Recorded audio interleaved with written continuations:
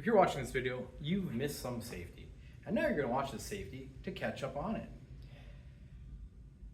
How it's going to work is we're just going to have a conversation about safety. Obviously, you're not part of the conversation. I'm just talking to you. Pay close attention to what I tell you. Everything's on the test. In the shop, you're not welcome to use tools without having proper instruction. If there's a tool in here that you used before, perhaps at home, grandparents' house, a friend's house, that doesn't mean you've had instruction to use it within a school. The only time you're allowed to use a tool is if you've been instructed to use it. You also have to have permission to use it.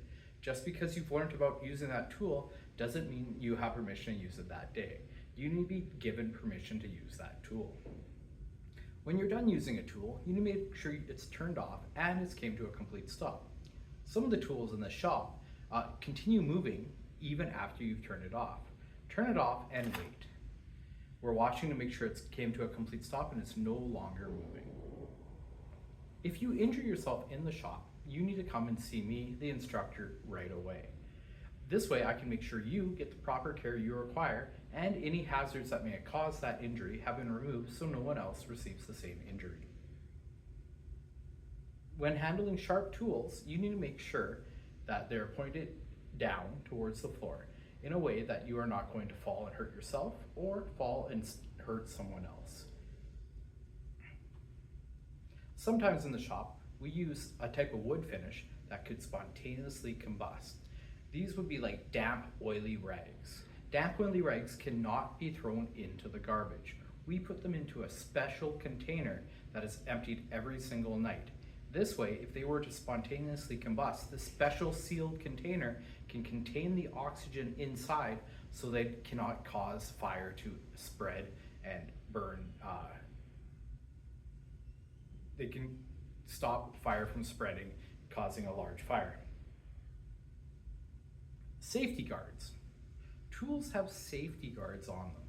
They should never be removed. If they're ever damaged, we would actually take that tool out of circulation. It shouldn't be used. Safety guards are there for a reason.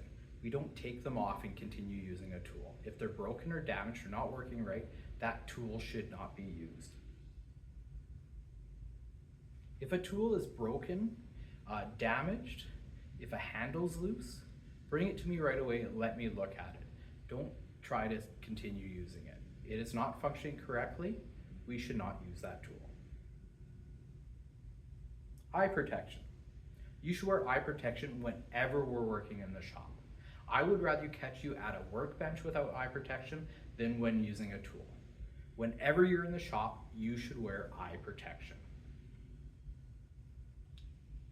Loose clothing, long hair, jewelry like rings or bracelets should be removed in the shop.